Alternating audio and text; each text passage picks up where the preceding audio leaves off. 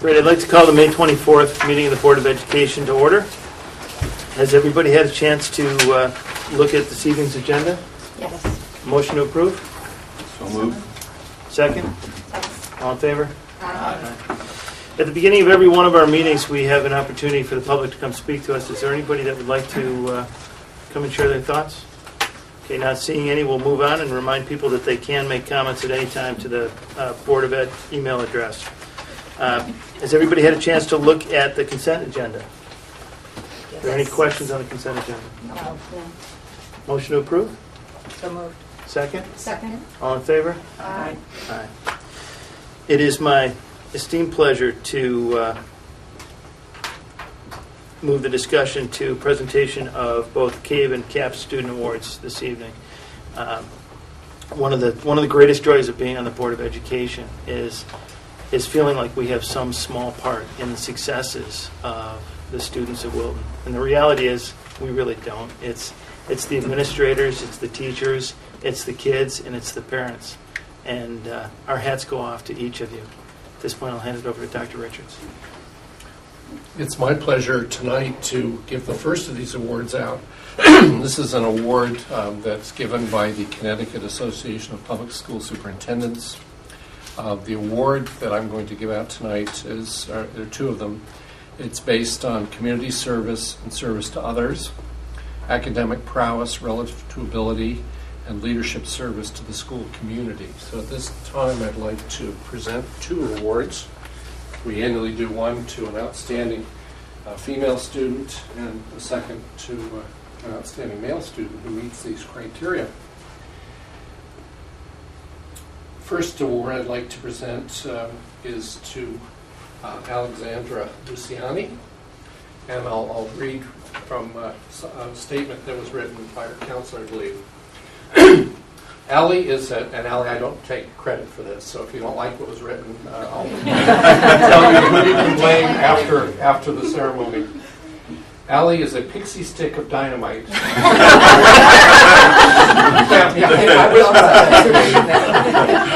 And has the will and ambition to succeed at anything she tries in her life. She's enthusiastic, passionate, caring, friendly, and just plain nice. She was selected in her sophomore year to represent Wilton High School at the Hugh O'Brien Youth Leadership Conference. She was so impressive, and that's young leaders student leaders throughout the country. It's a huge deal. She was so impressive during the conference, she was asked back her junior year as an alumni representative. She also served as the Hobie Board Secretary in 2010-11 and is currently president. Within Wilton High School, Allie is definitely a leader. Allie has been involved in student government for 4 years and has served as an officer and community service chair. This year, she is secretary of the executive board. She was also appointed as a student representative on the Wilton High School Academic Integrity Committee from 2008 to 2010. She is a member of the Magical Singers and has participated in Poetry in Motion. I also believe, if my pea-brain serves me right, that she plays the harp. A beautiful instrument. Her father has developed big-time muscles. In the community, she has been president of Harbor Watch, River Watch research team, which seeks to help protect and restore the biological integrity of the Long Island Sound and its watershed.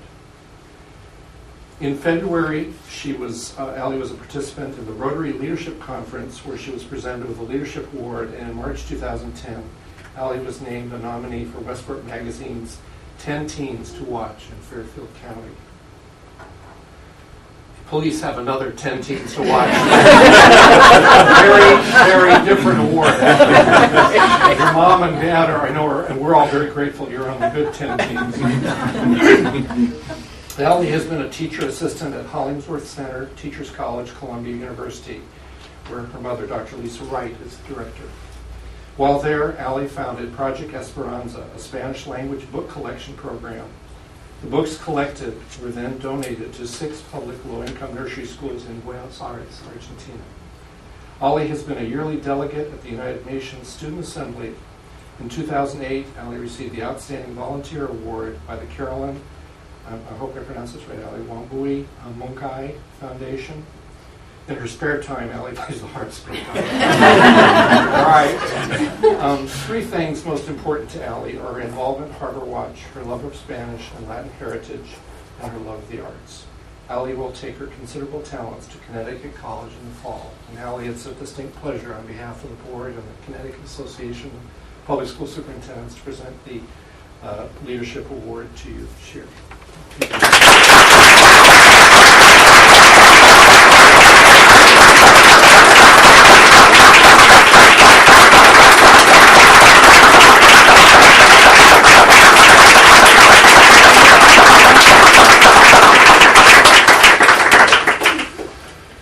Interestingly enough, the second recipient of this award tonight knows Allie very well. Matt Luciani is a star, her twin, is a star like gold, precious, glorious, and hard to come by. He is a standout, a scholar, leader, athlete, and community service-minded. He is charismatic, motivated, outgoing, high-achieving, and has the ability to juggle his many interests. Matt is a present-day Renaissance man who shows strength in academics, leadership, music, art, philanthropy, and friendship. In his sophomore year, he also was chosen to represent the high school at Hugh O'Brien Youth Leadership Conference. He went on to serve as an alumni representative his junior year and seminar leader this past year. He is now serving as the state vice president of Connecticut Hugh O'Brien Foundation. He shines bright at Wilton High School and has been a 4-year member of student government, this year serving as treasurer. He has also been vice president of the class of 2012 for the past 3 years and was elected president of the choir this year. In the community, Matt has been a volunteer at Earth Place, a nature discovery center in Westport. There, he conducts on-site testing and laboratory analysis, mans their research vessels, and processes the collected data. He also acts as vice president of the Harbor Watch research team.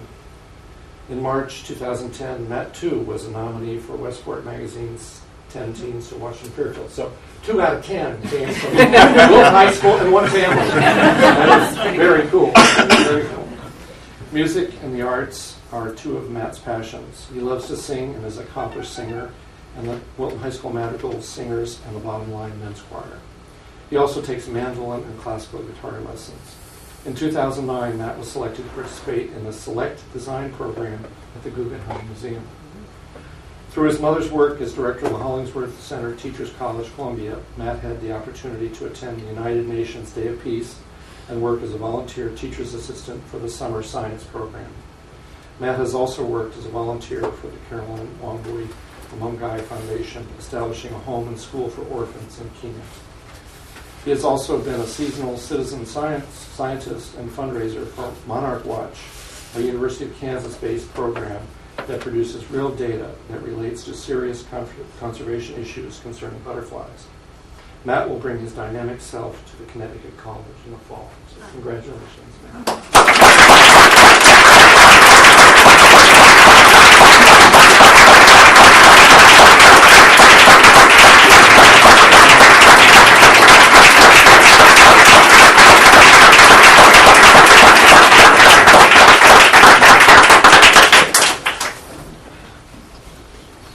Thank you. Laura, I believe you're up next. I'm very excited to present the next 2 awards, which are from the Connecticut Association of Boards of Education to high school students. And I'm going to read the script as well, but they're 2 incredible high school students that are superlative in every way. Will Jankowski is a gentleman and a scholar. Along with being a highly respected and involved student at Wilton High School, Will is caring, friendly, outgoing, personable, inquisitive, and a thinker and a doer. He is a member of the Wilton High School Challenge Team, now Connecticut State Challenge, right, I can say that, which competes against other high school teams in the tri-state area. He is a National Merit Finalist, a member of both the National Honor Society, where he serves as co-president, and the French Honor Society, a member of the debate team, Peervention, Madrigal Singers, the Little Theater Company, the Grease Monkeys, and a member of the indoor and outdoor track teams. Will is interested in the fields of science, engineering, and medicine, and will attend Princeton University in the fall.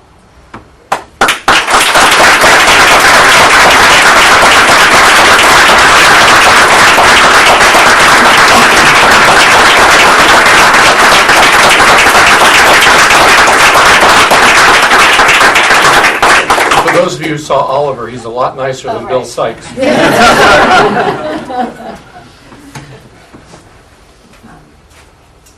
Witten is a young lady who will go, Will's head is in the way, go far in life. She is hardworking, outgoing, caring, driven, creative, and self-confident. She is co-president of the National Honor Society, vice president of the student government, and the president of the Lowell Theater Company. Claire has also served as homecoming chairman and as a representative to the District Long Range Planning Committee and the NEASC advisor team. Claire will take her talents and interests in government, law, English, and French to the George Washington University in the fall.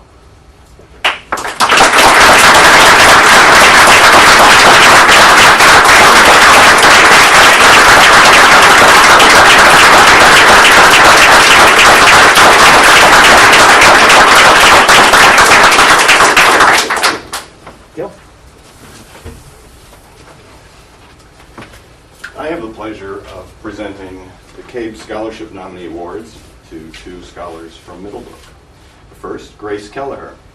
Grace is an excellent student who is one of the best role models on our team. She is very responsible, making sure that all her work is submitted on time and is of high quality.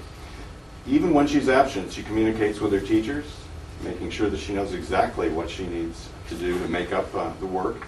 In lab work and group situations, she is focused and always on task. She helps others, constantly checking to see that everyone is on track. Never, you're back. Furthermore, she helps. Her helpful nature is displayed by a participation in grants, responsible and motivated students, peer mentoring program where older students mentor others who need help with their homework and organization. She takes positive risks in the classroom and asks very astute questions, always trying to learn more and to make connections. A true student in every sense of the word. She never makes excuses. Finally, Grace impressed the entire school during one of our Veterans Day assemblies. When she read a tribute she had written about a close family friend who chose to serve his country in Iraq and what that meant to her. It was a beautiful honor to this special man and brought home the importance of acknowledging the service of our veterans. She is involved in children's theater and has an entourage of 6th graders who look up to her, often stopping her for a visit to see the fabulous Grace. She exhibits an amazing material instinct with those younger than she. She is most gracious, living up to her name, and communicates easily with both adults and her peers. She also participates in Poetry in Motion this year, which was a huge risk for her, I don't blame her, since she thought she had no poetic talent, but obviously she does. Grace leads by example, and we are proud to have her as a Middlebrook student.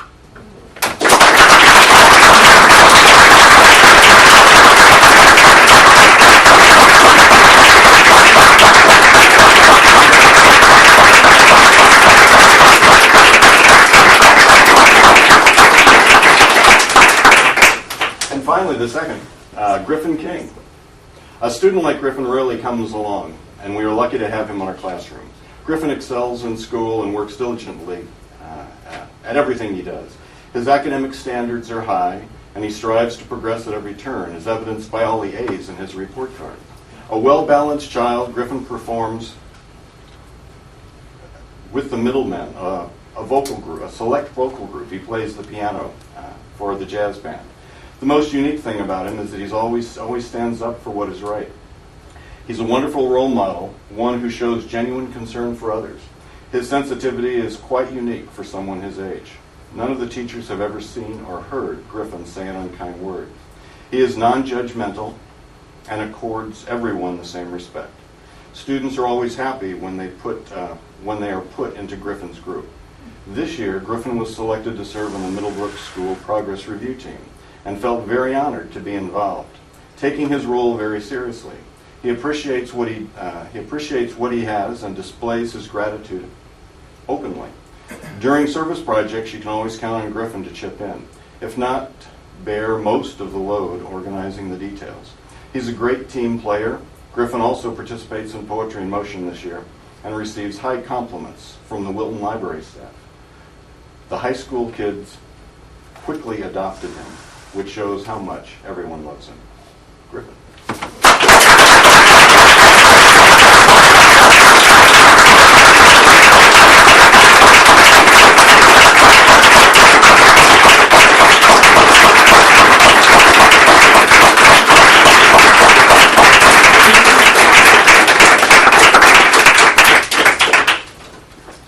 Wonderful. This concludes our portion of the CAVE and CAP Student Awards.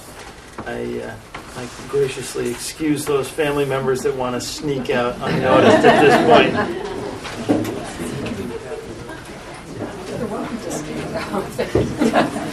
After yeah, right.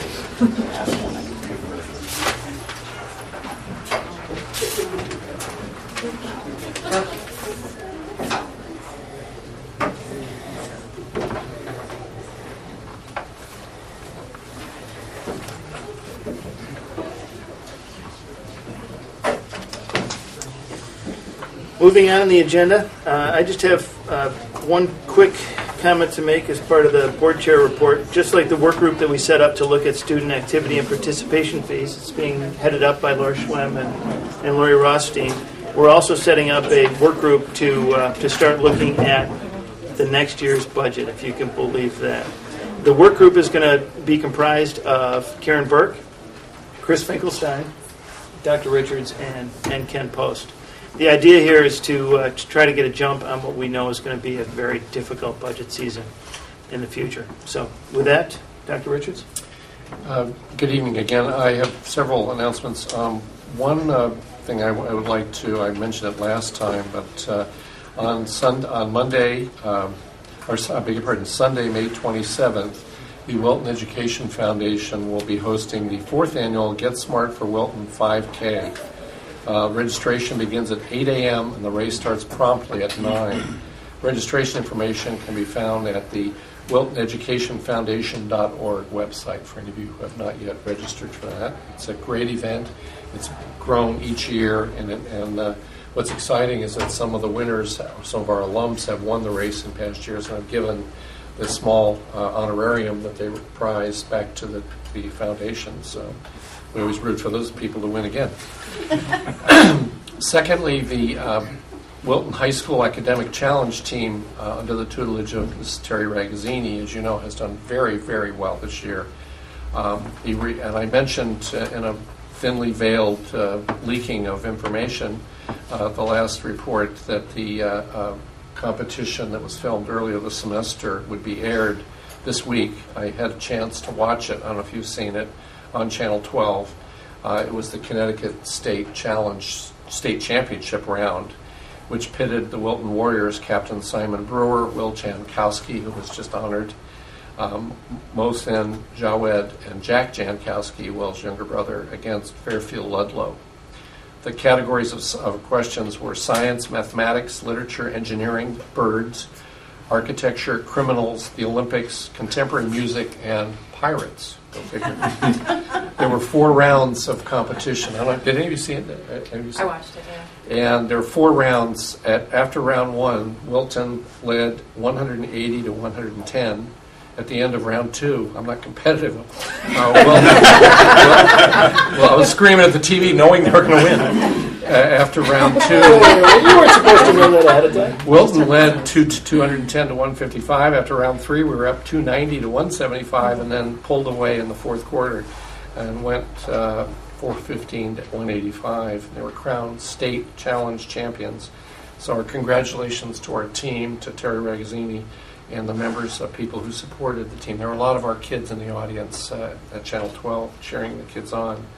And at the end of the broadcast, and I've got to get the details on this, I forgot to ask Bob O'Donnell, the announcer mentioned the team would be competing in the challenged Tri-State Regional. So I don't know, Bob, if that's happened yet, or it has happened. Okay, I'll talk to you later. Is it a good yes or no? Okay. I'll report on that at the next meeting. Old news. The third announcement I had is has to do with the Director of Human Resources and General Administration. And I'm pleased to announce that Jane Anderson has been appointed to the position of Director of Human Resources and General Administration. She succeeds Ellen Andrews, who will be retiring, as we know, effective June 30th. Ms. Anderson, and I keep calling her Ms. Andrews, so I'm going to have to really be careful not to make that mistake. Ms. Anderson is an alumna of Villanova University. She completed a master's degree at the University of Pennsylvania and did her administrative coursework at Johns Hopkins. After a highly successful teaching career in Montgomery County, Maryland, she moved into central office administration. She served as in a HR position and then ultimately Director of Human Resources in the Stamford, Connecticut Public Schools, and subsequently in the same position in the Greenwich Public Schools. Our HR Director Search Committee was co-chaired by Julia Harris and Ken Post and included Board of Ed members Karen Burke and Bruce Likely, principals, representatives of each of our bargaining groups, and the committee sent 2 finalists to me, and I interviewed them along with the cabinet, and it was Tim and Ken and I met, and we agreed that Jane was the candidate we felt best suited for the job and the needs of our district at this time. Jane has been described by those she has worked with as a highly intelligent, well-organized, thoughtful, and caring leader. One of her references described her saying, "Jane is a consummate professional who maintains confidentiality in all personnel issues and ensures that all staff members are treated in a fair and equitable manner." Jane will begin her work with us in mid-August, and I'm pleased to report that Ellen has graciously agreed to help us as needed during the summer. As you know, the summer is a very, very busy time for us, and we are so appreciative, Ellen, of your willingness to help us finalize some of the HR planning so that when Jane arrives in August, she can hit the ground running. So that's very kind of you. It also helps us with our grieving process to ease into that a little bit, because we're certainly going to miss Ellen. The last thing I want to, and this is certainly not least, but it is an extremely important announcement.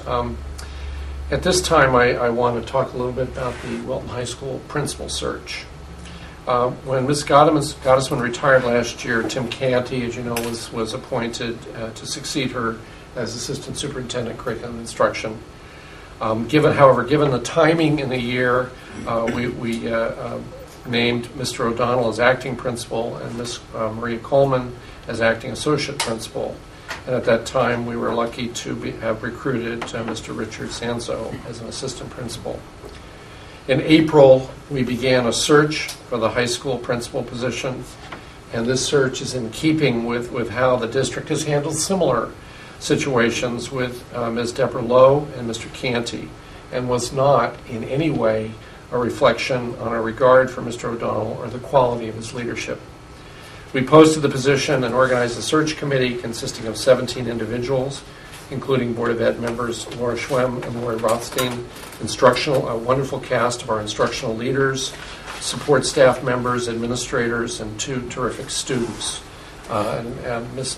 Andrews was chaired this terrific group. We received 17 applications for this position, and the group considered 4 candidates. Committee spent some time as part of the process discussing the traits and characteristics they believe are essential for success as a high school principal. The attributes they identified by the search committee I thought bear repeating, and you'll see why in a moment, I believe. One is the ability to understand Wilton High School and the community, the importance of the high school and how it fits in with the community. Good communication skills, respectful, reflective, collaborative, and empathetic style. Careful, thoughtful risk-taker. One's ability to relate to students. One who is appreciative of new and creative ideas. A cheerleader for the high school, in the best sense of the word. A consensus builder. A level-headed crisis manager. One with deep experiential knowledge about leading schools.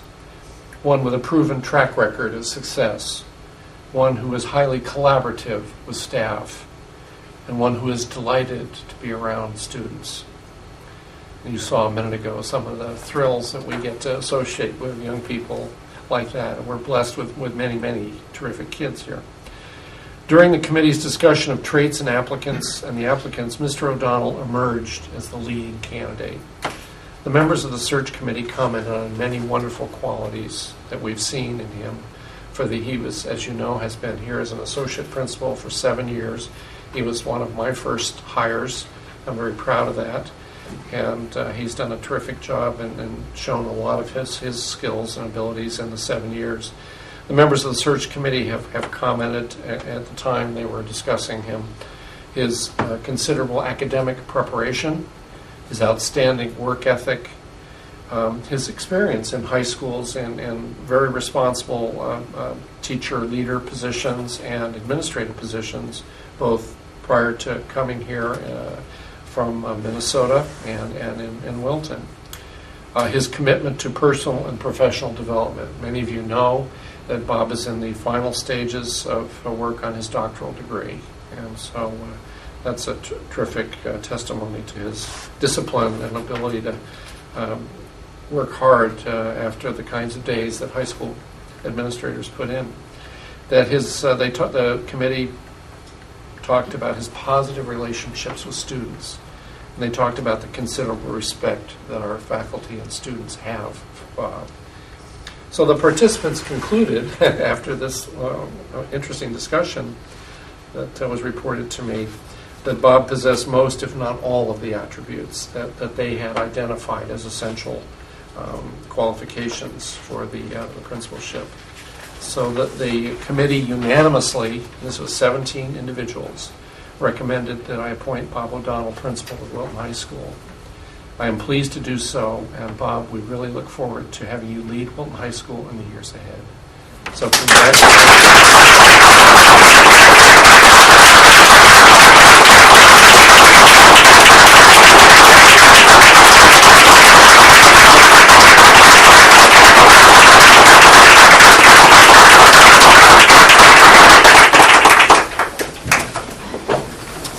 So, Bob, do you have a well-prepared speech? Right. Thank you. And the band played. It's well earned, and the Board of Ed is thrilled. We too support it unanimously. It's wonderful. Thank you, everybody. We now move on to the committee reports. Are there any to share this evening? Wonderful. We now have Mr. Canny coming to give us an update on the K-12 mathematics program.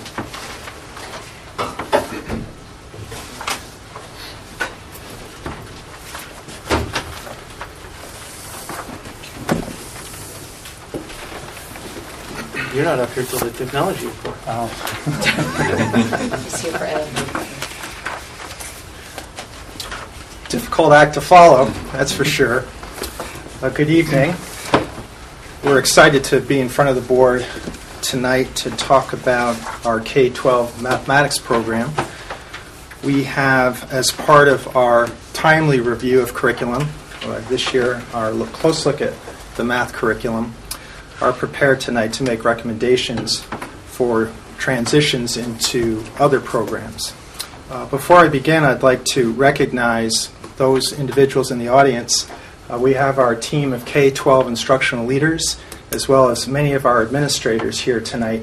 Although I may be out in front right now, to tell you the truth, during our year-long sessions and study of our math programs, those folks were out in front and provided outstanding leadership and support and dedication to this process. So I wanted to acknowledge their work.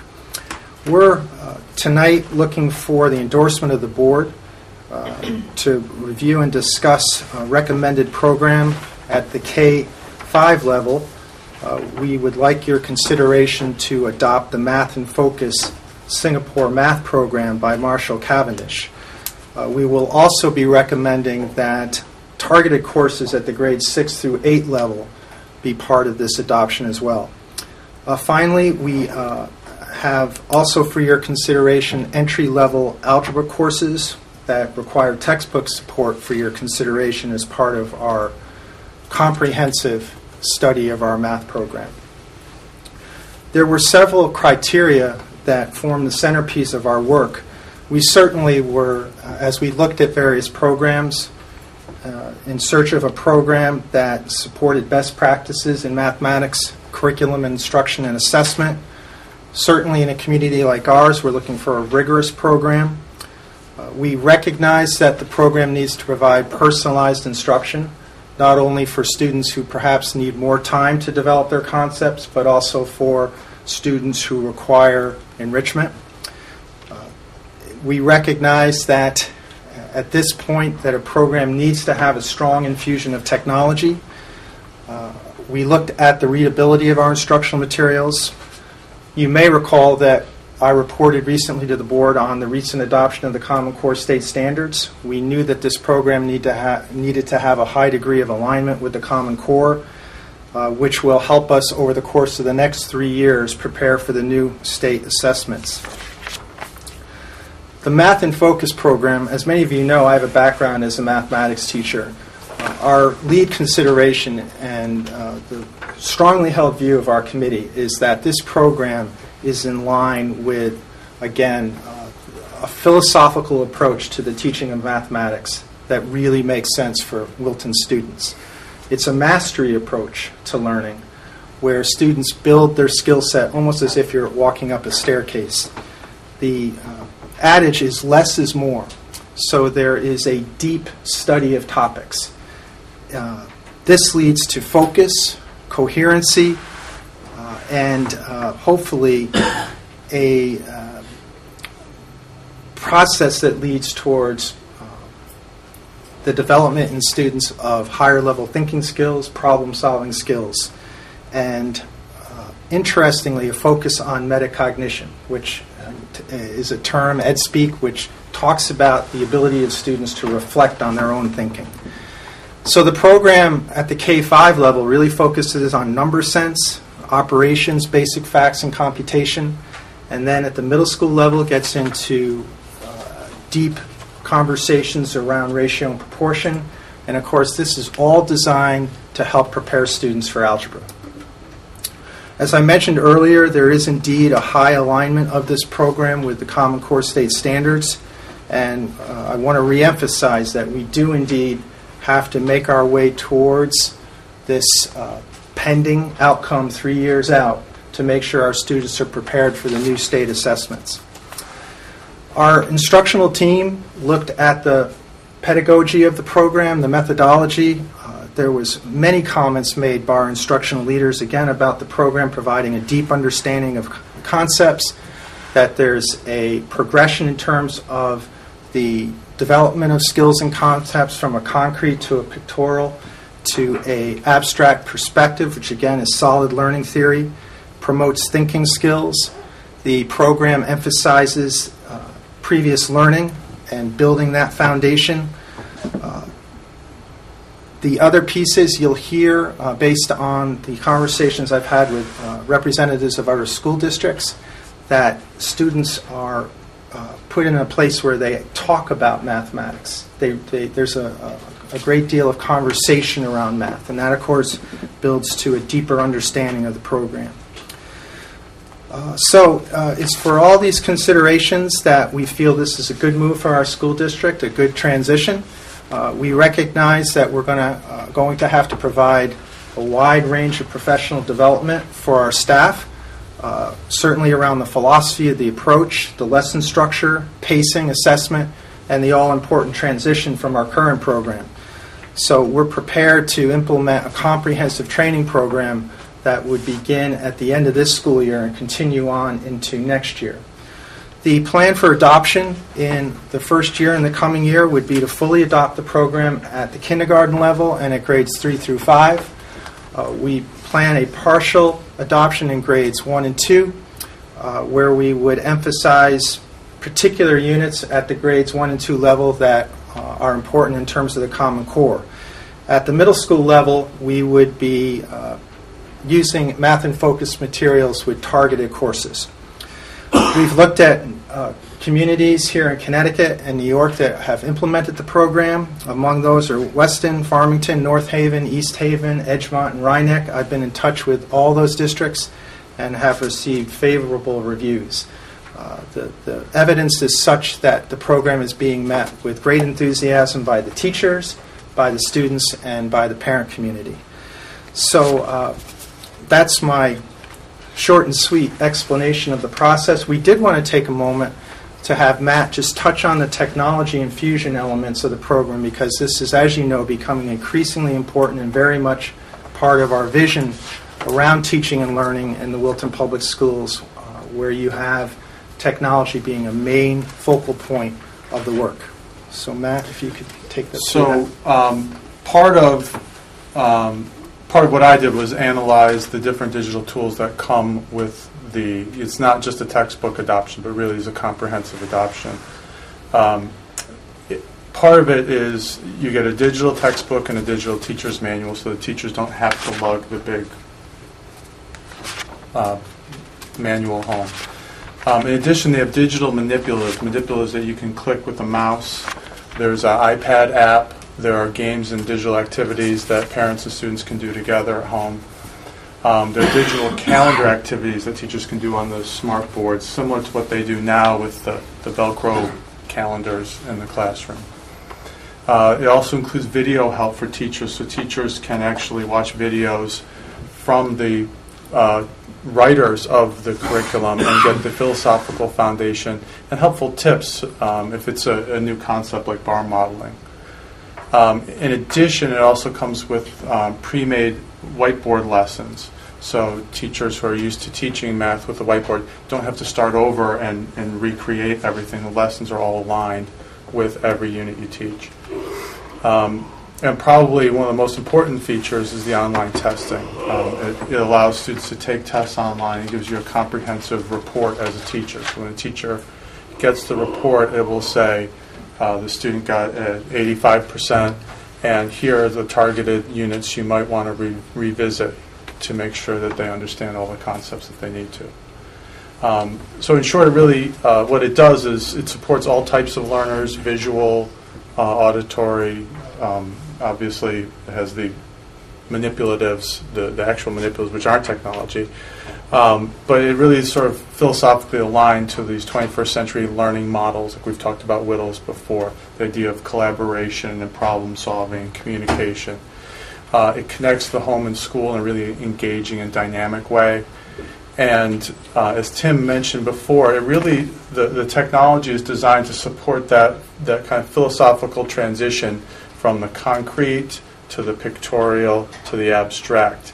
And I'm going to have Kate Stolfert come up and just give you a little overview on the smartboard so you can actually see what I just talked about. It's a little easier to see than for me to talk about it. Thank you. Hi everyone, I'm Kate Stolfert. I'm a 5th grade teacher at Cider Mill and also the mathematics instructional leader for grades 3 through 5. So what I'm here to do tonight is to try and bring to life to you, I guess up on that screen, some of the things that Mr. Canty and Mr. Hepfer have been talking about. So what I'm going to show you is a basic entry screen in which you can see a menu of many tools that are available to teachers, parents, children, community with the Math in Focus program. And they range from online teacher and student editions. I think I already passed by the videos which teachers can use to help them understand how to begin to introduce these new programs. The online assessments that Mr. Hepfer was referring to. And in addition, games, digital manipulatives, and all sorts of workbook pages, both for enrichment, reteaching, and anything you might want. I'm going to take you inside a couple of these tools, just a few of them, so that you can see how they work together, and then you can begin to get an image of how a teacher would use them in a classroom, a student would use them both in the classroom and at home, and how families might then be able to help their students with learning. So I'm going to take you inside the teacher manual for grade 5. No, I'm not. Sorry about that.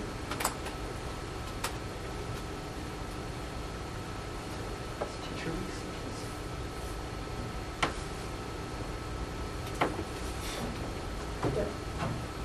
I'm going to take you inside the teacher manual for grade 5. I'm going to take you to a lesson that has to do with teaching decimal place value to the thousandth. And what you're seeing on the screen up there is the teacher manual. And embedded in the teacher manual is the student textbook.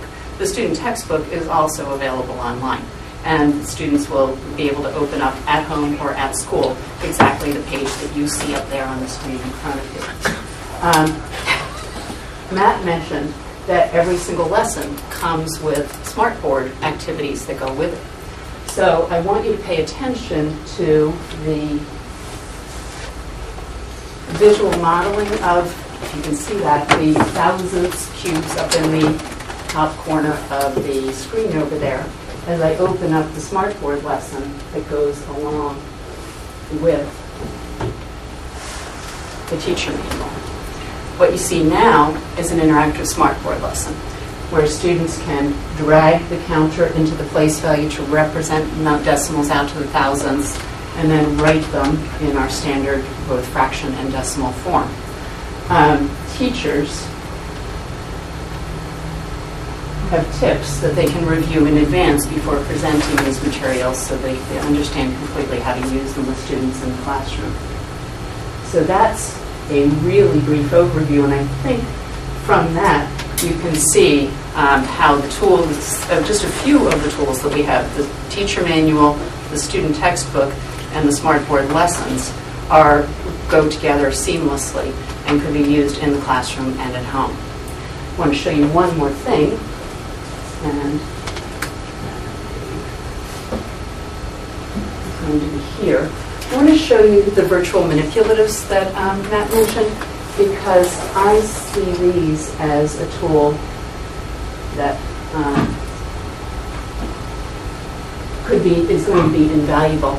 You can see from the menu up there that there are a variety of manipulatives ranging from basic counters to number bonds, really simple stuff, all the way up to very complex algebra and probability problems. I'm just going to take you inside one of the categories, the fraction category, and show you that even with any one category, there's a level of complexity, and you can imagine that children ranging from grades 3 through 5 would choose to use different tools here. If you're trying to compare fractions, this is a place where you could easily say that 2/4 is equivalent to 3/6. That's not my stomach. You can say that it's equal, check your work, and get your answer. I see these tools being useful for additional practice, extra help, and also homework help work online. So that's just a brief introduction to some of the things that we've discovered as we've been playing with the technology components. We've been really having a lot of fun and pretty excited about them. And that's just a small part of what is out there and available. Thank you. Thanks. Wonderful. Thank you. So at this point, we can take your questions. Wonderful. Questions? Yeah, I have two. Tim, you said one of the objectives was that it supports personalized instruction, including both enrichment and remediation. Is that support primarily online with the tools that Kate just showed us? There's actually support materials that come with the program that are, based on my review, materials that students would use in the classroom. So not necessarily online materials, but traditional support materials through bundles that come with the program. Okay, and you've talked a lot about the home. How are you going to roll this out to the parents and introduce them to the new product and how to use it? Well, the strategy that we're considering is there needs to be a summer component, and we may try to leverage technology to try to communicate the message around the program. We're also strongly committed to the notion that we're going to have events where we invite parents in, evening events to go over and share the program and make sure that parents understand the changes that come with the program. So I wish you had done that with Chicago math. Well, can I jump in here? Because Yeah. in response to both of your, I saw that you talked about introducing it to the parents, and we went to about 15 years ago. My oldest child was 5. And I remember going to evening events about Chicago math, multiple years. And I would just want to say that I would like to see the parent sessions continue past the first year especially with new parents, or just as your child gets older, some of us the parents get stupider, and we feel reminded of things. Just I think the parent component isn't just an initial thing, it's just something to keep in mind all along, because I, was lucky enough to be in town when they were doing that, and so was really engaged. Well, the professional development model, even for our teachers, speaks to a 3-year plan. Okay. So I think it will be important to take your counsel and advice and look routinely to make sure our parents are in a position where they understand the work and the philosophy that's behind the math that's coming home. If we're going to be introducing this as new curriculum next year in a number of grades, the older grades, are we sure there's not going to be gaps in moving to this new curriculum where they may not have been exposed to what you should have gotten in this particular curriculum at a younger grade? How do you ensure that the children are all brought to a certain level to begin? There's absolutely no doubt that that's going to happen. The student, particularly because this is a mastery-based program that assumes previous learning. So our teachers are going to have to work very hard primarily at the grades 3, 4, 5, and 6 level because of the adoption cycle we're recommending to identify those prerequisite skills that need reinforcement, need teaching. So we're going to have to supplement. I've spoken again to other districts about that issue, and they've been quick to counsel me that the benefits of going for it outweigh that limitation, and that the students are developing deeper understanding of the math that they are working with.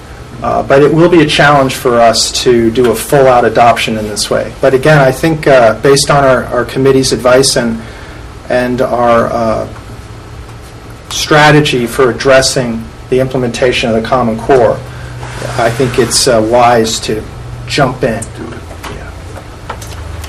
And then how does it affect, because I see for grades 6, 7, and 8, the students, so algebra and geometry will stay at Middlebrook the way they are currently? Currently, that's true. Will that go on, or is that changed down the road? We have to look very carefully at the future of our Algebra 1 course, in that the Common Core speaks to a more rigorous Algebra 1 experience where, in fact, Algebra 2 elements are introduced. So we may be back in front of the board in time and will require and need to look at resources that address the Algebra 1 as it relates to the Common Core, and higher level courses as well. Okay. Will geometry be similarly? Geometry's an up-in-the-air conversation in terms of the skills progression. Most high schools, based on our evidence, and I've been proud to work with Dave Delzell and Suzanne Marson, who are here tonight, most high schools are despite the Common Core initiative, are maintaining their traditional sequencing of courses. And that's our current thinking as well. But we are going to have to look very closely at students, again, who need more time with math, because a combination of the Common Core and recommended graduation requirement changes are such that Algebra 2 will really need to be addressed by the junior year. So you are going to see, particularly in that strand, some recommendations that will be phased in over time to bring a more rigorous course experience to our students who actually experience difficulty with mathematics. And those of you who've worked with me a long time know that atmosphere of high expectations is an atmosphere that we want to foster, and kids will respond to the challenge. I think that's in line with the SATs, because the SATs are now incorporating Algebra 2 elements in them. I have Tim, if the program is based on redundancy, or fewer concepts, spending more time mastering them, what's to prevent the higher achievers from getting bored easily? Well, the first thing that I've asked that question specifically of districts who've implemented the program. The first thing you hear is even though it's less, it's deeper, it's more, and that provides a rigorous experience right from the onset in terms of just the core curriculum. But there's absolutely no doubt that we'll need to be responsive to those students who excel in mathematics, either through the enrichment programs that are provided with the program or through supplemental work. There's no program out there that doesn't require the expertise of a teacher to differentiate and perhaps bring in outside units of instruction to support some of the students perhaps that you saw earlier tonight. A couple questions. First, I just wanted to comment that when you look at the objectives of Math in Focus, it's almost the complete opposite to the objective of what Chicago Math was, of the touch on it a little and then move on and we'll spiral around. So I was wondering if you had any comments about that we're really going down an opposite path. My comment is Wilton is one of the highest performing school districts in the area of mathematics, and we've used the Chicago program for over 2 decades. The spiraling approach to the instruction of mathematics, an integrated approach, an approach that emphasizes literacy and reading, it's a valid approach to the teaching of mathematics. I do think, though, that if there's one setback in trying to implement the Chicago approach, it's that it's very challenging, particularly K-5, when you have 15 teachers teaching a grade level.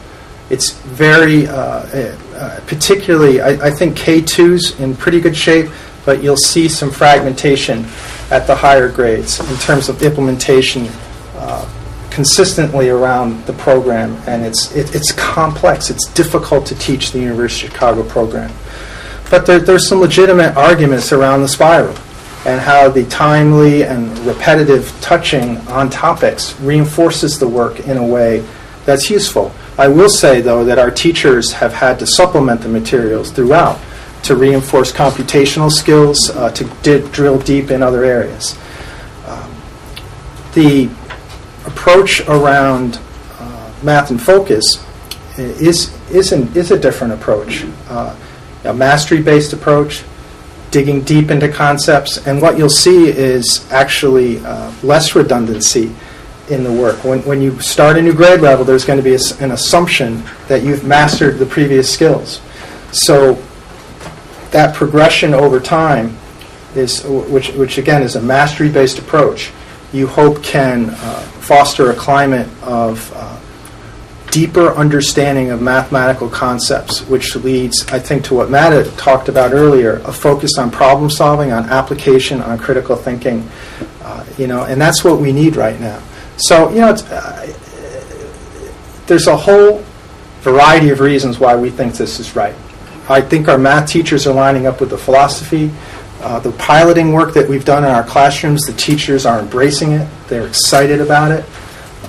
We think it can work. And the reality is there is a high alignment of the program with the Common Core.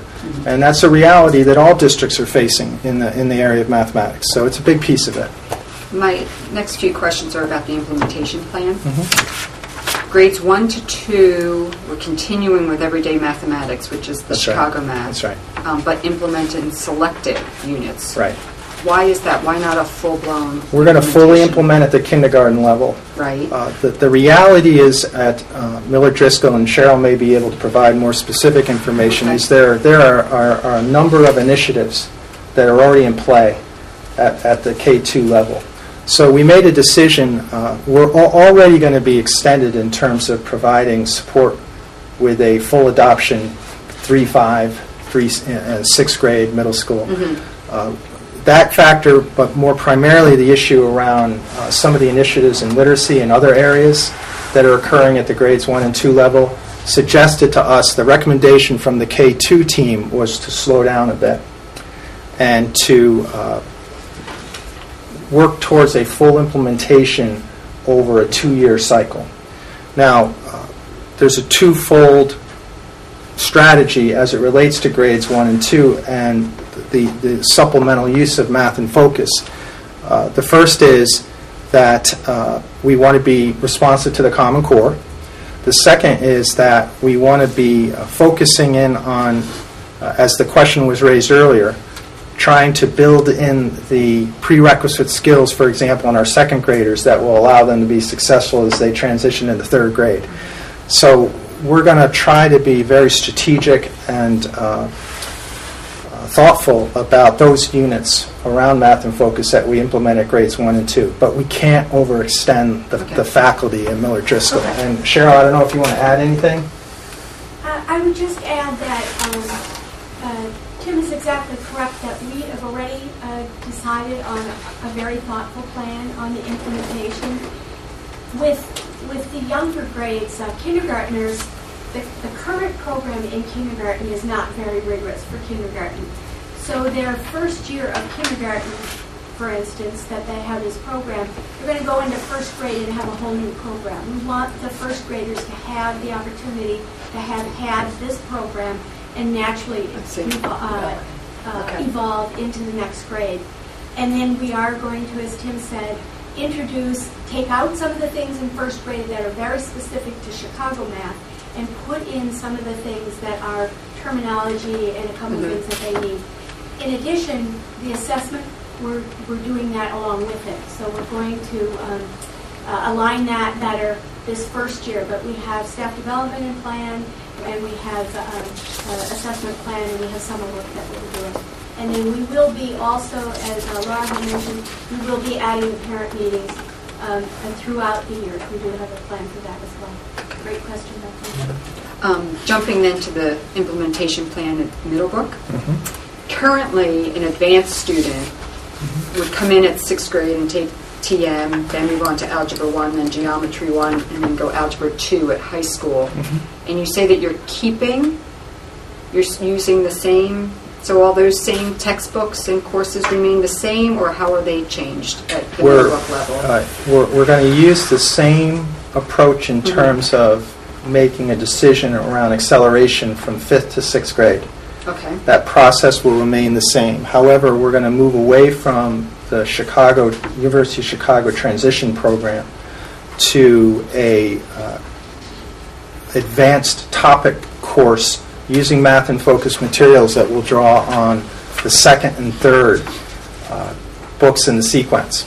So that would be Course 2 and Course 3 in a 3-course sequence. 2 and 3. And the rationale behind that, it would seem on the surface that it would be an easy sell just to continue on with the transition. But the problem is we need to provide a pre-algebra experience for these 6th graders. Right. But at the same time, we have to be responsive to the Common Core initiative and the assessments that are coming in 8th grade. So Nicole Strauss, who's our instructional leader at Middlebrook, has done wonderful work with the team to look closely at the Course 2 and 3 materials in the Math and Focus program.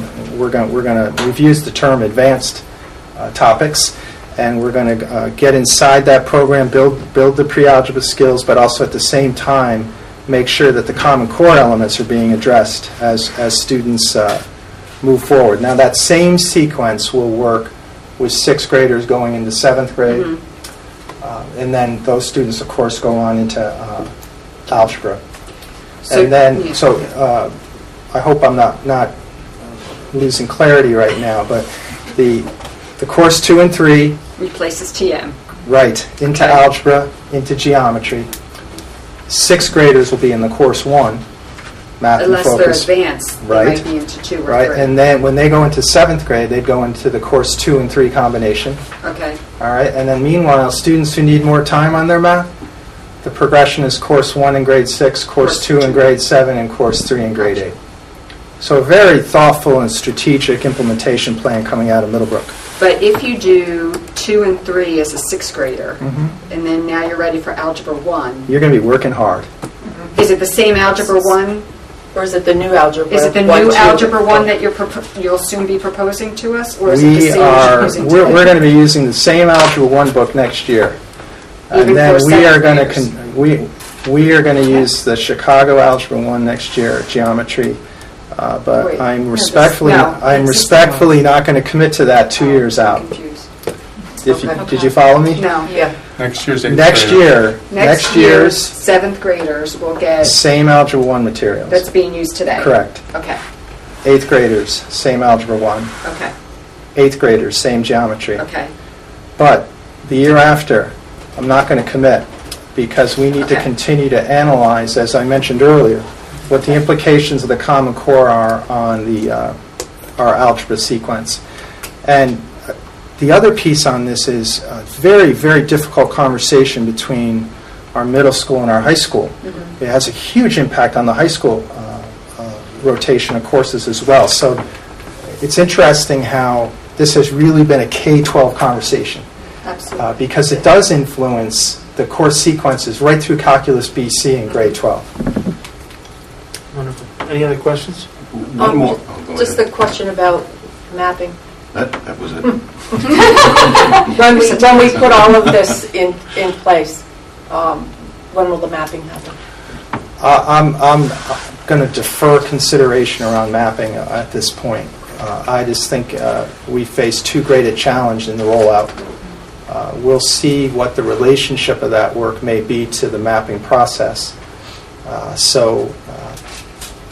At this point, our focus on mapping will be actually in the language arts English area in the coming year in terms of our sequence.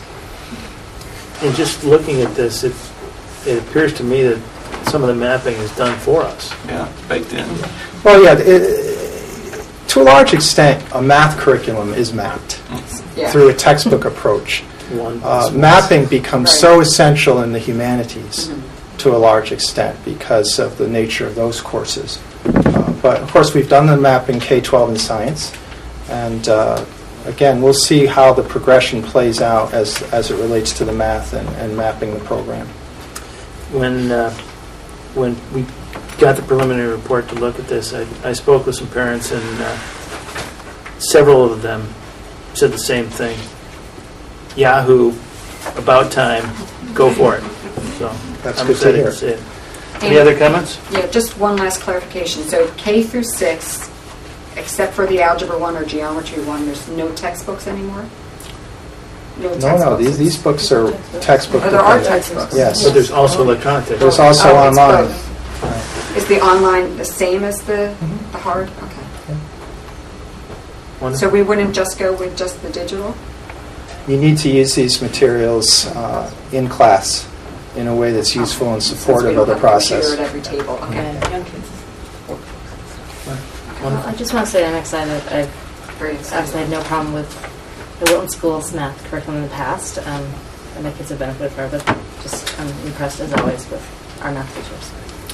Well, I just wanted to, I've thrown out a few names here, but I do want to acknowledge Laura Connell and Joe Schultz at the K2 level and their work around instructional leadership, and also our administrative team, Leslie Pearson, Tom Ford, Kevin Welch, and Rich Sanzo. Again, the work of our instructional leaders and our representative administrators have really been the essential ingredient in leading to tonight's recommendation. Wonderful. Any other comments, questions? Great. It's on the agenda tonight for review and discuss. Be on the next meeting then, I guess, for review and approval. Great. Thank you very much. You're welcome. I guess I'll stay. But we're not Actually, I'm going to go. Got the algebra textbook No, that's later. later tonight, or? No, that's No, that was part of, Oh, okay.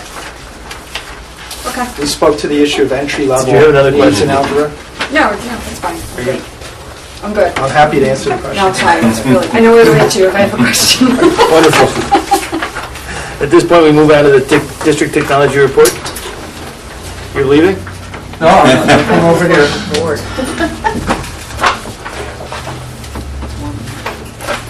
Yes.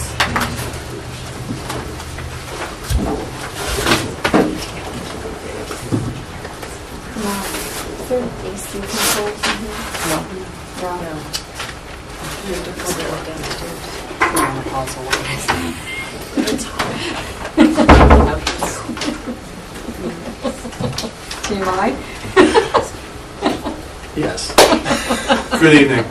The spring technology report for new board members is, on a typical year, an opportunity to evaluate the technology projects that were supported by the budget. As you're well aware, we have one project this year, but over the course of the past few years, as we've had lean budgets, I've used this as an opportunity to kind of have a year-end report of everything we've done in technology. So I'm going to do that, but I do want to make sure we have time to discuss our one project, because we are excited. It was 5 years in the making. So I would also like to acknowledge Joanne Cordes, instructional leader for World Language, who has come in support of the project. So if you have specific questions as we get to that about that project, Joanne's here to back me up.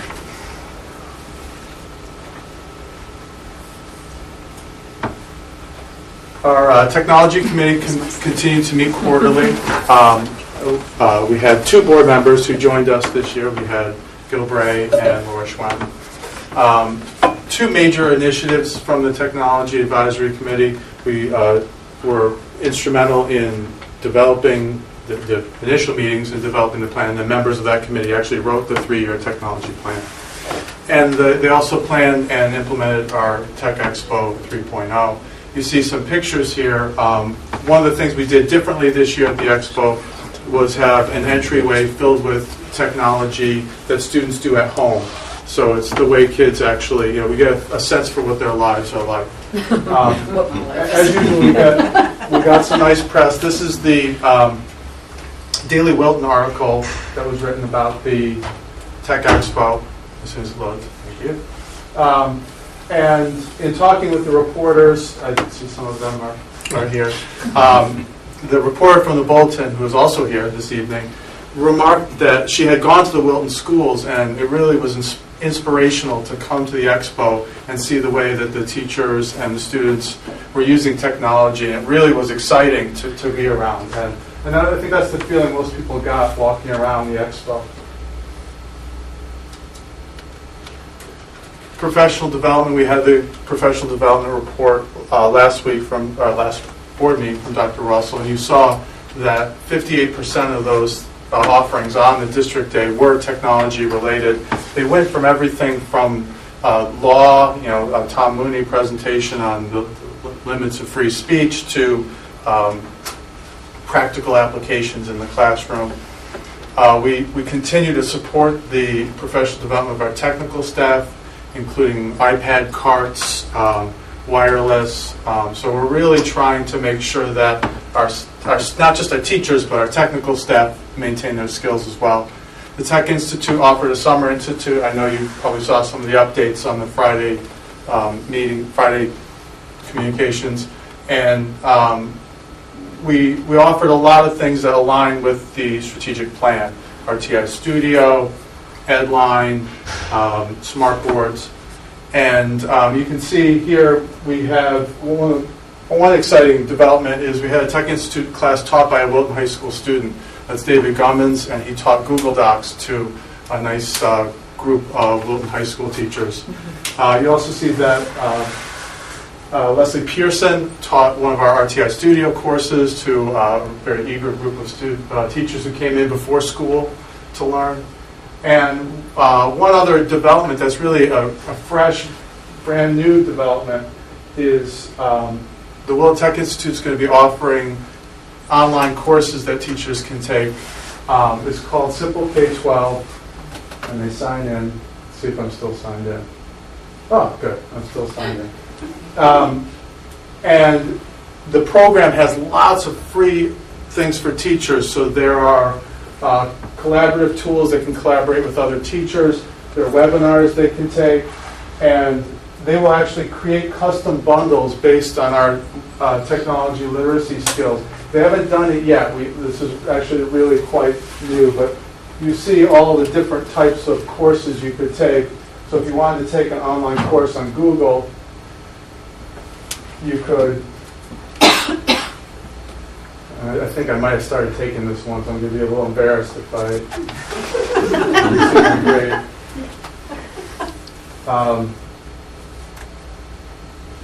Let's see if I can get to Google.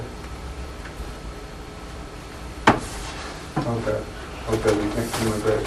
So what it is a series of online lessons you take. Each lesson takes about 10 minutes. They add up to an hour, and then you take an exam at the end. And they're really easy to take. One of the things we got from the Tech Institute, we survey our teachers, is they wanted online courses because a lot of them have children of their own. They can't stay after school. They got to pick up their kids. They can't come to it before school. And this allows them, it's got nice little easy chunks of lessons, so they could take 20 minutes when they've got 20 minutes. And then they can take that test, and they get 3 chances to take the test. So, everyone likes to get an A when they take the test. Matt, are the online courses something that we subscribe to, or? Yes, and it's actually thank you for mentioning that. It's all open to every Wilton employee, too. So our secretarial staff, our paraprofessionals can also log in and take courses. And that's one thing. Another thing that we've really struggled with is how to support our secretarial staff in developing their technical skills, because their jobs have become very technical. And it's hard because they need to be there all the time. They're answering the phones. There's no downtime for them to be able to take the class, even on a staff development day. So it's real nice to be able to offer this to them. It actually has some prescriptive tests, so they can take a test based on Microsoft Word or Excel or Outlook, and they'll say, you need to take these 3 courses. So we're excited. Power School and Edline, they're both really tied into our strategic plan, and a lot of schools really made some nice progress. This was a year where Middlebrook took on the Power Teacher grade books that parents can log in and see their child's grades at any time that they want, really at any time.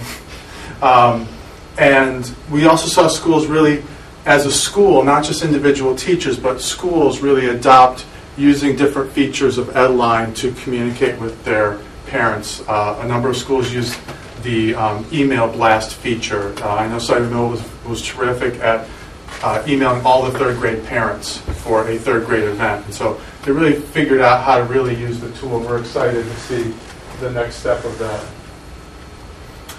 We offered a number of workshops for parents and board members and the community to really educate them about the technology we use. There were parent coffees around Edline, Power School, Google Docs. In February, Middlebrook hosted Assistant State's Attorney Rich Colangelo, and he came in and discussed the current state of digital safety and threats that children may face.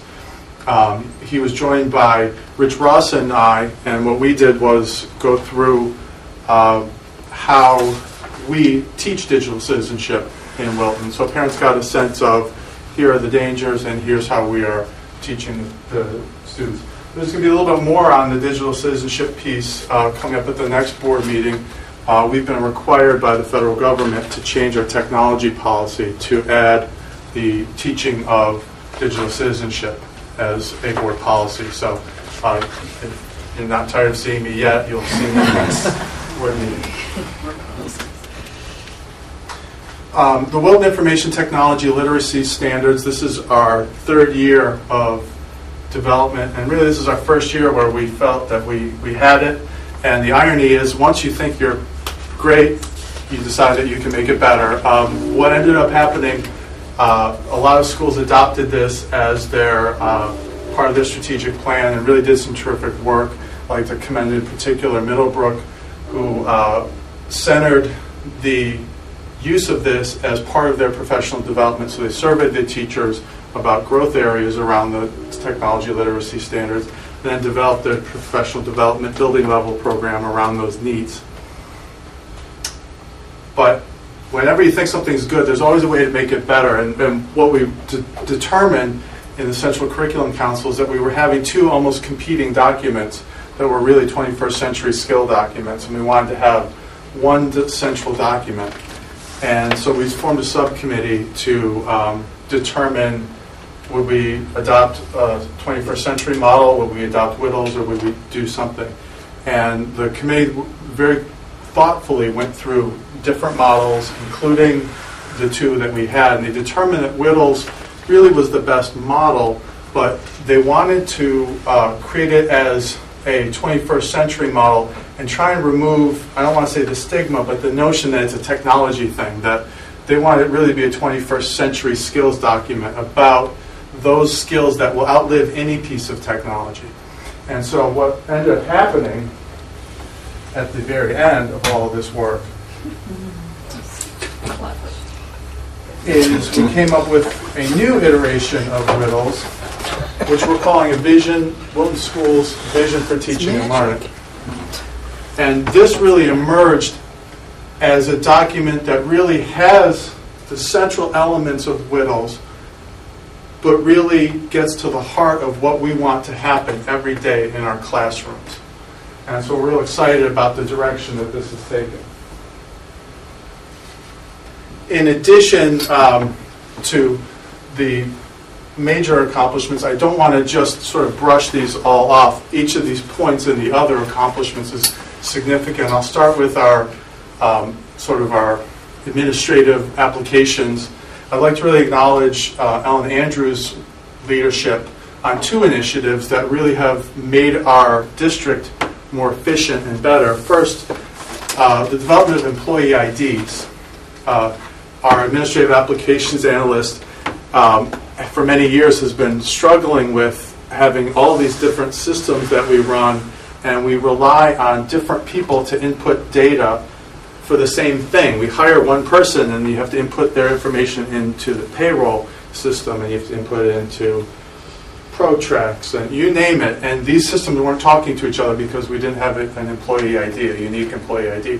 We now do, and we're finalizing the last few systems, and we'll be able to input the data once and then share it throughout the systems, and that will save a lot of work and remove a lot of potential errors.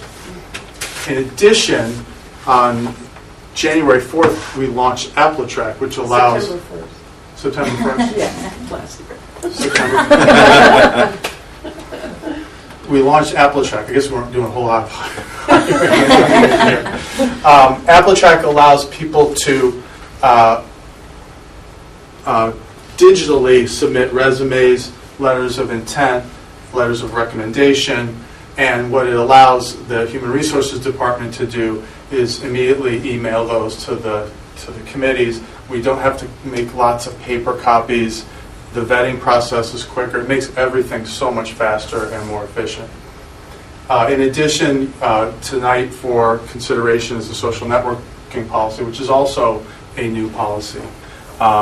In terms of our strategic plan, we had a night in September, and again, we reviewed at the end of the year our technology initiatives. And you can sort of almost see that strategic plan throughout everything I've talked about tonight. The last bit here isn't probably the least exciting of the things I'm talking about. The SBAC is the Smarter Balanced Assessment Consortium. It's a mouthful, and it's the group that's creating the online testing that's going to eventually replace the CMT and the CAPT. And this month, the end of this month and up through June 14th, we are submitting our data to them, so they will take our data along with other school systems and determine what are the minimum needs and what does your district need to do to be able to effectively implement these tests. It is a little nerve-wracking. It's a lot of work, but we're hoping that our technology and our infrastructure will be robust enough that we won't have to make major investments to meet the minimum needs. Although, now we're getting to the projects. Although we did not have any smart board projects, through the generosity of the Wilton Education Foundation, we continue to see our numbers in all of these areas continue to go up. We were able to do some installations at every school. Miller Driscoll is primarily installing the equipment that we already had, but getting the wires off of the floor and getting them securely up. We're real excited. You can see that we're now at 87% at Cider Mill because of the generosity of the foundation and the PTA support. So we continue to move ahead. And another exciting piece about the Wilton Education Foundation is they were able to really give us the seed money to start our own homegrown Smart Certified Lesson Developer program.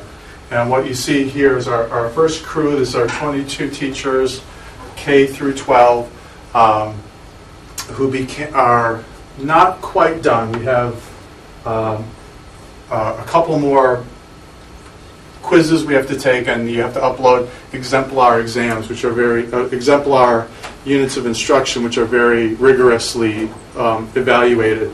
But then they'll be nationally certified lesson developers for SMART, and they've already given back in the form of teaching their grade level colleagues or subject area colleagues really the best practices and how to use the SMART coordinating software. The World Language Lab was our centerpiece, and it really is the centerpiece for tonight's presentation. We had, as we're going to have again this year, we had a short summer last year because of the immense amount of snow days, which seems strange with the hot winter we had this year. But we were able to get the equipment purchased through the really exhaustive efforts of the maintenance department, get the demo and the reconstruction of the teacher's tier and the carpeting and the painting, and 3 different vendors coordinating their efforts to get the electric and the wiring. We were able to get this installed in August for the first round of training. And to the credit of the World Language Department, they really had a very thoughtful plan for training every world language teacher. It started in August before school began. It continued in September. It continued on the November Professional Development Day. Help me out. Was there one in January also? We had 3 of those sessions, yes. Three additional sessions. So real thoughtful process to ensure that it wasn't just a one-shot, here it is, go use it. If I had given you this presentation in December, I would be sweating, because when we first installed it, we actually had a significant number of glitches. It's a very complex system, significantly more complex than the other digital language lab. This one allows you to incorporate digital video, and we were having troubleshooting, and it was frustrating troubleshooting because it was everyone's working and Jimmy would drop off and couldn't hear the teacher, and that's a frustrating thing. But thanks to our tech staff, the aide in the tech room, and the teachers, and the company that we consulted with, we ironed this out in December, and we really have had smooth sailing all winter long and continued smooth sailing. So we're real excited. I wish it were smooth sailing all year round, but when you have a piece of technology like this, sometimes you got to iron out the kinks a little bit. But we're real excited, and I go up there. Every time I go there, the lab's full, so I was real excited to see that it's always booked, and that the teachers really engaged in there. And although I don't know what, we got one boy who doesn't have his headphones on in the picture. I'm trying to figure out what's going on. Looking forward.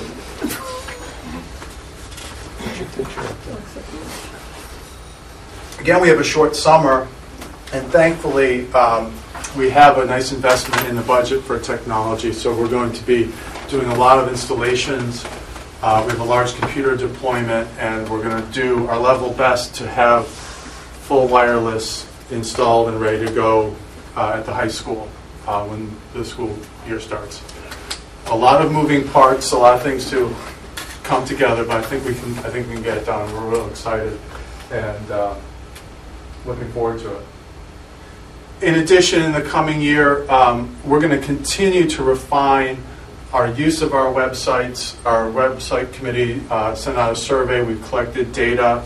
We actually take analytical data on each website, how many times it's hit, and we're using that to actually continue to improve our website based on feedback and based on the patterns that people do when they use it.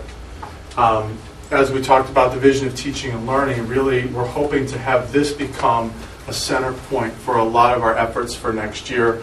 We want to look in terms of professional development, making sure that teachers understand what those new standards, well, not really new standards, but what the vision means to them at their school, so each building has a shared understanding, and then develop workshops to support what their needs are based on their understanding of that. RTI Studio, you saw at the board workshop on March 15th. We're looking to really roll that out where it's being used by the instructional data teams to examine the work and really make our work more efficient for how we look at data. And the last thing that's really kind of exciting is Al November is going to be our keynote speaker. He's not a comedian. He is a kind of a technology futurist. He really believes in learning design, and a lot of the things that we talk about in the vision are what he lives. He's one of the leaders internationally, and he's someone who's kind of provocative. He's going to meet with a group of students before the keynote and then tell us what they think about how we use technology, which may be a tough message to hear. But the exciting part is beyond that, we have a group of teachers and administrators who are going to be working as part of the November Institute, which is sponsored by CAPS. And we will be going 5 times to work on learning design and how we can create models of learning in Wilton. So it's real exciting to be participating in that.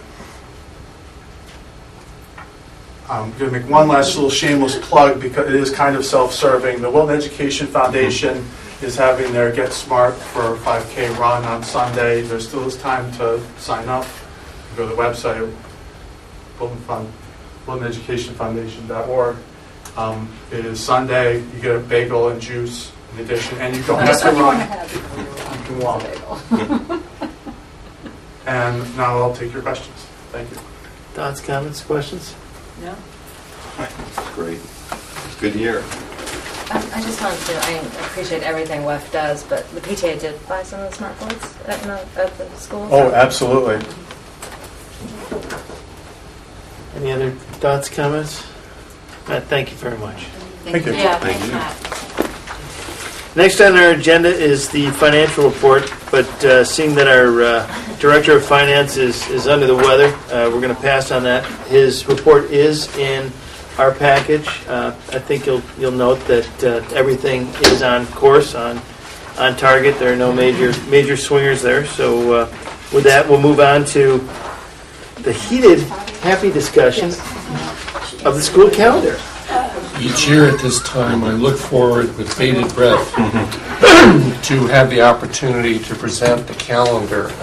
As the board knows, one of the things that we do is that we ask the board to adopt in June of each year a calendar for 2 years out, so that we recognize we live in a community of people who plan well in advance, and we like to make sure that we are doing so with our school calendar. So tonight, I'd like to just briefly talk about the proposed school calendars for 2013-14.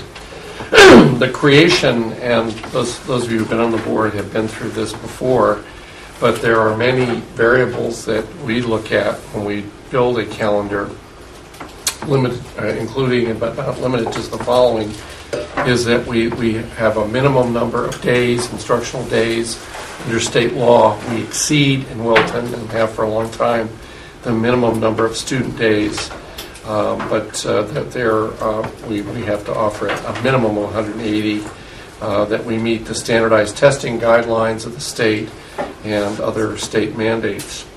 We need to make sure that we provide for holidays that are state mandated in the law, that we provide and support our contractual obligations for providing staff development opportunities for our teachers. They have 4 days a year that we build in for the professional development that Matthew alluded to. We provide time for parent conferences with our teachers, primarily at the K-5 level, and as needed more at the 6-12 level. We provide in some years where we have building projects. We try to knowing that one is coming, we try to plan for as best we can for a window. As you know, the window, it's a good thing we don't have a major building project this summer, because the window given the conclusion of the school year with staff almost at the end of June, the summer is really very compacted this coming in 2012 because of what happened in the fall. We need to provide, we assume that we're going to lose some days for inclement weather. We don't build them in. and that the end of the year is a moving target based on the number of days we lose due to inclement weather. Another variable that we consider is recognizing the timing of various holidays, both secular holidays and religious holidays. For example, when does Rosh Hashanah fall? When does Christmas fall? Yom Kippur, and so on. Another variable we deal with is trying to avoid having a calendar go to the last week in June, because we end up with conflicts with summer camps and summer school and other kinds of college orientations, other things. So under board policy, we try to keep away from that fourth week in June. And then the importance of providing some breaks for staff and students during the year. Before I make a recommendation to the board for your consideration, and again, it's not on for approval tonight, I'd like to again go on record in saying that we try to provide propose a calendar that's based on what is best for the students and the instructional program that serves them. Convenience and scheduling and cost factors related to vacations really should not be a driver for us in planning a calendar in our view. So having said that, the calendar options for 2013-14, we've shared with you two drafts tonight. Draft A is a calendar that would have the 2013-14 year begin as it has for the past 8 or 9 years or so, or more. Last week in August 26th, and would end theoretically June 12th. This again is a calendar. The timing of the starting and ending is consistent with previous years. The draft A includes a 1 week break in February and a 1 week break in April. We've talked about this over the years. One of the advantages of having that April break is it does sometimes has helped us, not this year as was mentioned, but in previous years it's helped us get through some snowy winters without losing additional days. I always love it when during the April break or February break it snows, because we haven't lost that day, and it helps us at the end of the year. The April break is important in our view because not only the need to have a break, but I think it's a planning time for those of us, for teachers and administrators, to prepare for that final push to the end of the school year. Looking at professional development days, that's something we've tried different formats in different years. We have 4 professional development days. One, as you can see on this draft, is prior to the opening of the year, August 21st. Second is in October. The third is on Election Day. And the final is February 3rd. So again, that's the draft A. Draft B is similar in terms of starting, ending, roughly a little earlier. It would theoretically end June 9th. The professional development days are identical. This option, however, features a long weekend break in February and a week-long break in April. So having said that, I would open it for your questions, comments. We are recommending draft A. First off, I want to say, having lived through this 3 times, I appreciate the work that goes into it, the pain and suffering that we all go through trying to come up with the perfect calendar, and how Mother Nature can sometimes put a spoon in the mix and stir it up. I'm not quite sure how you stopped it from snowing the rest of the winter, but I was guessing. How you did that. Great management. Take full credit for if anybody had told us that we would have no snow days for the remainder of this year.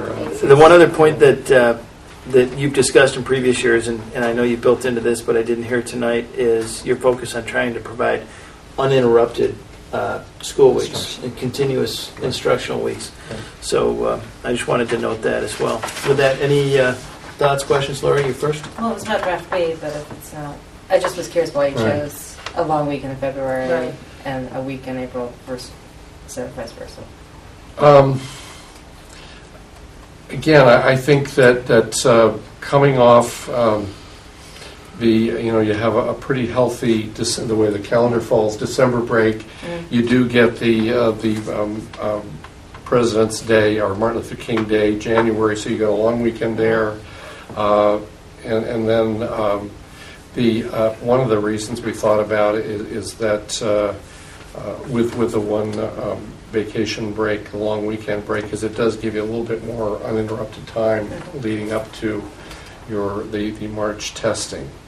But we felt, having said that the challenge of having a long run with that option B is that if you really have a horrific year, you start peeling away your April break, because you don't want to push too deep into June, and then you end up with a run from February all the way to June, and that's having done that, that's a very long race to the end. So that was kind of why we looked more favorably on draft day. I think the professional development days in both drafts are well placed. You're talking about uninterrupted educational or instructional time. I think it's important to have that full week in February. It is more restful for students and families to have the full week in February. Well, but I would say, though, that I've always felt that it seems to come so quickly on the heels of the December break, and I recently received some feedback from a teacher and just said, what do you think? And I know this is not a whatever, so I'll just throw this idea out here. And it was interesting as I looked at draft B, actually in both of them, the December break falls just 2 days short of being a full 2-week break. And this teacher said to me that they would prefer that they take a longer December break, which would allow more time during the holidays for family type of gatherings and travel and that sort of thing. And that would be consistent with what a lot of private schools do. Also consistent with what colleges and universities do, where they do an extended break between the first semester of the year and the second semester of the year. And then have that April break. So come back to school on the 6th. On the 6th instead of the 2nd of January? Right, and the way you could make that happen, it's a 3-step thing. If you took the day off on February 14th and moved that to January 2nd, and then make January 3rd just an extra day off, which would just push the end date to June 10th. It's just adding, 1 day, which again, to me, that makes sense because now you're not coming back to school for just 1 day for that. I just think that's a day that a lot of kids will skip because it's just the Monday versus a Monday, Tuesday type of thing. And then the other thought was that if you still wanted that long extended weekend for the families and kids in February, you can move that professional day on the 3rd to the 14th, which then gives the kids and families still that long weekend in February. So just something to put out there. 14 weeks is a long time without a break. Well, they'll have But there is that long. They'll have a 4-day weekend. You have a 3-day weekend because you moved that day. But then I moved a professional day. Oh, okay, over. So it still remains a 4-day. And I will tell you that unless you have a vacation planned where you're actually packing your family up and going somewhere, if you're just sticking around, a long weekend is sufficient. By the end of the long weekend, the kids are climbing the walls and. So what are they going to do in 2 weeks? Well, then you can plan something, perhaps. I don't know. My concern with extending the December break would be, the reason that works for colleges is because you come back to brand new courses. When you leave our schools in December, you come back pretty much, except for the high school, certain courses at the high school, you've still got the same courses. Right. Well, it doesn't. It's not a clean break of the semester, is it? Like it doesn't. The quarter doesn't end there. Right. Also close for finals. I was going to say, and also for high school kids, they have their semester exams. It was just something that, since it was suggested to me, and that I saw that it was only 2 days short of the. I don't see how that serves 2 weeks. Kids, though. I thought that I would just throw that out there. Do that. Gary, was any consideration given to a single March break? No. Because of Short. You want to think about that, Gary? I will. I'll share with you the. The answer should be every year we have to talk about it. The Well, never give up. I don't, I would never say never on that. And we spent the board over the last couple of years, spent a lot of time looking at that. And I'll share with you what I wrote to the board about some of the rationale for it. I think with the testing, one of the things the state has been talking about, and is about the idea of moving to online testing. Now, whether or not that would, first off, there's a huge capacity issue that we face with that, with not having enough computers to do the kinds of testing online at one time. But one of the things that I think you may see down the road, but I don't think it's in the next couple of years even, is if they're going to take a new approach to standardized testing that might have you do it at various times, and so that it would take away the impact. It would lessen the impact that the program has now. Virtually the entire month of March is spent administering the mandated test, dealing with the weather fluctuations during that time, and the biggest problem is doing the makeup work, which goes right up to almost the last day in March, because we're also required, and we try to get close to 100% of we're required by federal law to have 95% of the kids take the test, and to get to that point is a challenge, and then we'd like to try to ideally get closer to 100%. So March is just a non-starter. It was a great while it lasted, but when they moved the testing, it really And this is not the school year where we're going to change testing, right? Yeah, it's going to be the year after that. The board may have the opportunity to think about this issue a year from now, when we look at 2014-15, because the current model is for the online assessments to be administered over the last 12 weeks of the school year. So it's going to be a different model, a different perspective, and we'll have to look very closely at what the implications are. I'm not suggesting here that March is up for the taking. We're going to have to look very closely at that, but it is going to be a different testing model in 2014-15. We'll give you something to look forward to. But don't go invest in any timeshares. There were two things that I noticed. Well, three things that I noticed. Two were frustrating about this year, is it felt like we were out then back, out then back, out then back, in short chunks of time. Some of that was driven by the weather, but some of that we actually built into the calendar. And I see that happening again here, to your point, in the December-January break, where you're gone for a week and a half, you come back for 2 days, and then you're gone on a weekend, you're back for 2 weeks, you've got a long weekend. And then again, where we start the school year, you come back on the 26th, and then you're out for Labor Day, you're back for a couple days, you're out for Rosh Hashanah? Which one is that? Is it Rosh Hashanah? So that, I know it's difficult on families. I've got to imagine it's difficult on classrooms too. How do you deal with that? And is there any way around it? And to that point, I had a I want question. to hear what they say. Oh, okay. I was just going to add to it, though, is the placement of the, for that very point, the placement of the February 3rd professional day seemed choppy to me, to your point. Thoughts, comments? Or did I ask an I'm not question? sure. I think we're driven. We're driven by some holidays that we're required to take, where there's not much flexibility on when Columbus Day. Columbus Day is mandated as the holiday. We have tried in response to the choppiness. One of the things that Wilton was a leader in, I think, was using the Veterans Day as an instructional day. Which I think has been, many districts have moved in our direction on that. We have the option to do that with Martin Luther King Day, don't we? No. No. That's mandated. Is that an option for Columbus Day, though? No? Columbus, and I'll have to go back and look at the ed code on that. I think Columbus Day is listed as one of the state holidays. Pardon? All of part in the contract. That's another issue. I didn't even mention that. Okay. But the February 3rd placement, I don't know if there's something scheduled already, but that breaks up those weeks there versus The maybe- February 3rd date is part of our professional development Right. sequence. The reality, though, is there's been some positive feedback from our community members that it's nice having that day after Super Bowl Sunday. Oh, is that what that is? Is that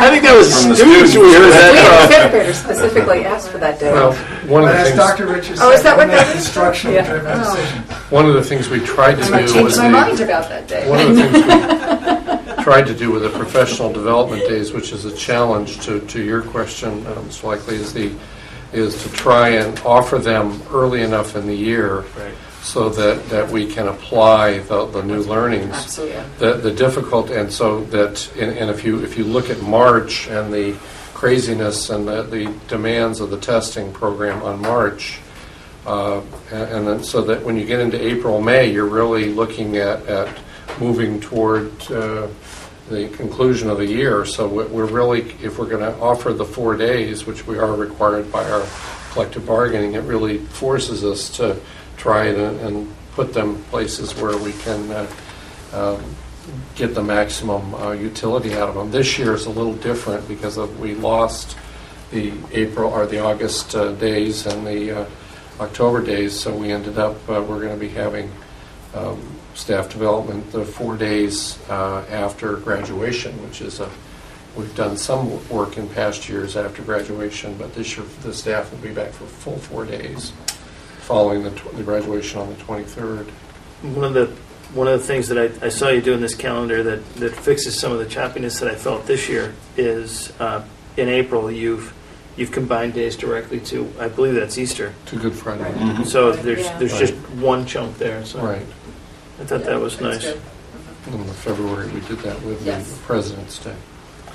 So what's everybody's feelings on potential recommendations? We've given you a lot of information, but I'm not sure we've given you any guidance.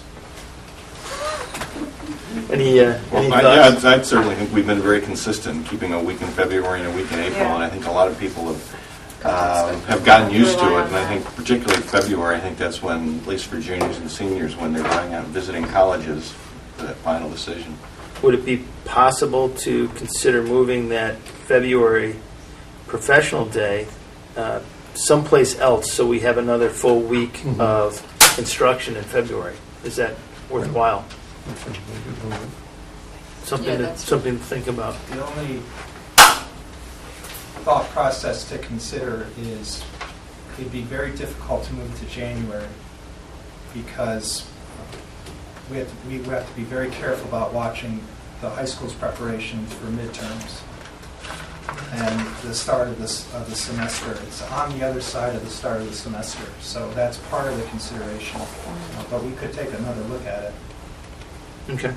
Yeah, we have, that year, Rosh Hashanah is on Thursday, the 5th. So I was looking at September. September becomes, to your earlier point, Right. really choppy with, Labor Day and then Rosh Hashanah and then... What if you took the 3rd of February and made it the 3rd of September? But then you're back one day and then off again. And then Yeah, that's very just choppy.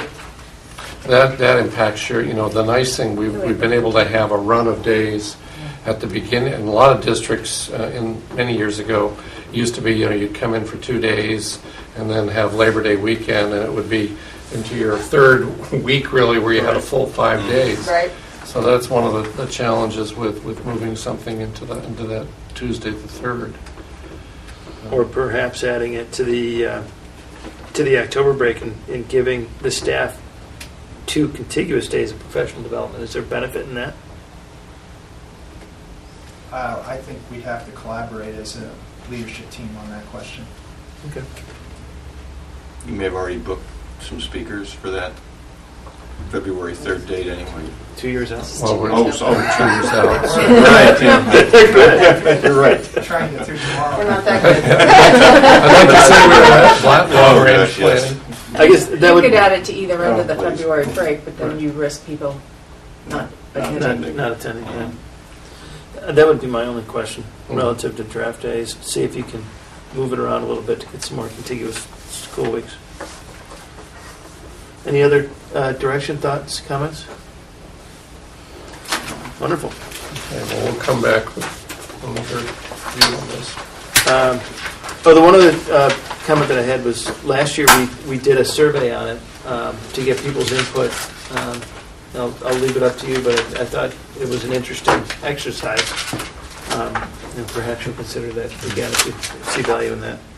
At this point, moving on, we've got 2 action items. We've got the policy and regulation 4118.25 on social networking being presented by Ellen Andrews. And Matt, you're coming back again. He likes it up here.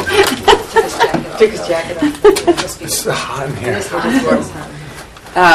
There have been no, since our last discussion, no additional changes from Matt or I or the WEA.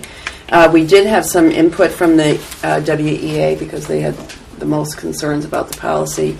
And their concern or recommendation or request, when we prepared this and sent it to them, they had a lot of questions which they forwarded to us. And we went back to them in writing with lots of examples and explanations of what the policy really would mean in terms of day-to-day interpretation by staff. And they wanted us to incorporate all of that into the policy. And we didn't, Matt and I, after discussion, really felt that wasn't appropriate because it's not policy language and so forth. So what we have discussed, though, at Cabinet, and we'll take to the leadership team tomorrow, is how we will bring this to the staff. What kind of training and education will they need about really understanding what this means, opportunities to ask questions, ask for examples, the law behind, case law behind each of these. And so we will be discussing with the leadership team tomorrow how best able we will be to do that. But we did promise the WEA that we would provide as much training as possible for staff. And we also talked about, I meet with the new staff on their orientation day, which is in early August. And I'm going to add this to the technology presentation to them so they understand not only the computer use policy, but we'll add this to the list of things to make them aware of. So their questions didn't stop their support for the No, and they know that that with the administration and the board really supports this policy. And I think as time has gone on, they see the need for it, but they want to make sure that staff really understand what it means and that they follow it because they understand it. So that will be our job to help them get there. Thoughts, comments, questions? I have a motion to approve. So moved. Second? Second. All in favor? Aye. Thank you very much. Thank you. Next on the agenda is a gift to Cider Mill School. I'm pleased to have received a memorandum from Mrs. Rico, principal of Cider Mill, informing the board that there's a Cider Mill PTA had generously made a donation of $7,500 to be used for replacing current playground, which has been well-loved, well-used, and is in dire need of being replaced, so that the current equipment is being replaced with a fitness cluster. And then additionally, as you see in the letter memo from Ms. Rico, that there will be 2 beautiful red steel park benches in each playground. And it's something I think that will be really a nice addition to Cider Mill, and would urge you to accept this generous gift. Motion? That we accept with gratitude to the PTA. Wonderful. Second? Any further discussion? I have one question. What is a fitness cluster? It goes along with health, fitness, climbing equipment, all safe, approved. We've observed some of it. In my travels, I've been noticing it in many schools, not only in this state, but other states. So I think it's going to be a great addition. We have to remember it's not only our children that use it, all the town people use it, especially at this time of the year through the fall. That was one of the reasons why we wanted some park benches, because we know many parents are there watching and they might need a seat. We're also going to have installed some really good trash barrels, because we find a lot of trash around afterwards, and we're hoping that will help with that issue. So we're very grateful for the support from school and from the PTA. Wonderful, thank you. All in favor? Aye. Wonderful, thank you. Timeline for our next meeting, June 14th. It's a regular meeting. We do have an executive session scheduled at 6 p.m., but otherwise we'll be here at 7 p.m. on the dot. And we'll add Mr. Post's financial report to that meeting, since he was not able to give it tonight. Wonderful. Meeting adjourned. Thank you very much. I apologize. I forgot public comment. Is there anybody from the public that would like to come speak? No, I only have one comment, and I'll just do it from back here. Okay. I just want to say, as a parent, I solely appreciate the process of searching for principal. Being the high school PTSA president, I work closely with Bob all the time, and I absolutely love him. I mean, he had huge shoes to fill this year, and he has really stepped up and done an amazing job with our kids in the school. And I really, really do appreciate you taking him on permanently and him sticking around. So, thank you. Thank you very much. Meeting adjourned. Sorry, Tiffany.